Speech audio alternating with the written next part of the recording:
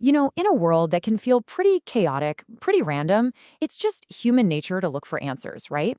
To find some kind of pattern, some map to help us navigate it all. So when we're really lost, when we need that guidance the most, where do we actually turn? Well, a lot of the time, that search starts right here, in a moment of absolute crisis. A breakup that comes out of the blue, and suddenly the floor is just gone from under you. This is a real post from someone on Reddit, and you can just feel that desperate, raw need for anything, any kind of direction. And here's another one. You can picture it, right? After some huge, difficult fight, this person turns to tarot cards with a question that it feels almost too heavy to even say out loud. They're looking for a sign, for just a little bit of hope. And it's not just about love and heartbreak. This search for answers, it touches every single one of life's biggest unknowns. A new career path, a family crisis, or, like you see here, the incredible, profound uncertainty of bringing a child into the world. For millions of people, one of the first places they turn is the world of tarot. It's this whole visual language of archetypes and symbols that people use to try and get a handle on their own story. I mean, if you scroll through a place like the tarot subreddit, you see the entire spectrum of human experience laid bare. People aren't asking trivial stuff. They're wrestling with love, with their careers, with grief, with just trying to understand themselves better. The cards become a kind of framework, a way to talk about the things that are hardest to talk about.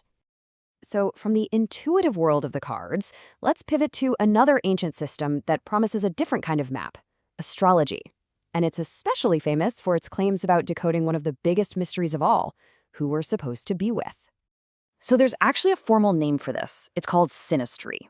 And the basic idea is that if you compare two people's birth charts, those celestial snapshots of the sky when they were born, you can see how they'll interact. The good, the bad, the whole dynamic.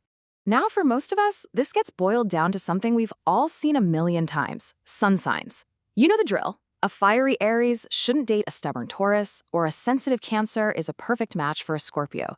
It's everywhere, from magazines to dating apps. But is there anything to it? And this, right here, brings us to the heart of what we're talking about today. We're going to shift gears from these personal, ancient systems to a huge, modern, scientific test. Which leads to the big question, right? Can you actually take this widespread belief about love signs and put it under a microscope, a really, really big microscope?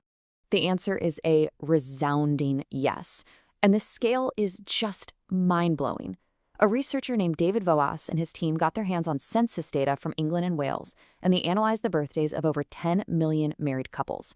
That's more than 20 million people. So we're not talking about a small online poll here. This is massive. So what happens? What do you find when you point that giant magnifying glass at 10 million marriages and look for the influence of the stars? The result? Well, it was crystal clear. After crunching all those numbers, the researchers found absolutely zero statistical evidence that people picked their spouses based on astrological compatibility. Leos weren't marrying Aries any more than you'd expect by pure chance. The patterns just weren't there. Okay, but here's the twist, and this is what I find so fascinating. The study did find patterns in the data, but they had nothing to do with astrology. They were patterns of human error. For instance, the person filling out the census form would sometimes just accidentally write their own birthday for their spouse. January 1st was a bizarrely common birthday, probably because people just used it as a default when they didn't know the real date. And even weirder, a computer program that was designed to fill in missing dates created its own artificial patterns. And you can see it right here in the data. Look at that huge spike for couples where both partners were born in January. That's not cosmic destiny, that's the January 1st effect. And see those other little bumps, like where the wife's birth month is right after the husband's? That's the computer program making up dates, not the stars lining. So, where does all this leave us? On one side, you have this cold, hard data from 10 million couples. And on the other, you have this incredibly deep, persistent human need for answers. How do we make sense of that?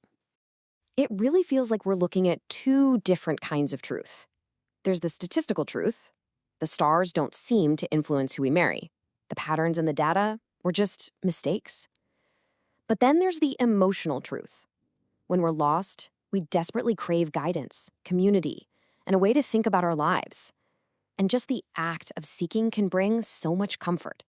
Here's the final word from the scientist. from the person who crunched the numbers on all those marriages. It's a clear, straightforward conclusion from the world of data. But then you have this, a real response from one human being to another on that tarot forum. And what is it? It's not a prediction. It's not a magical answer. It's a message of support, of empathy, of encouragement. It's connection. And maybe that's the real point.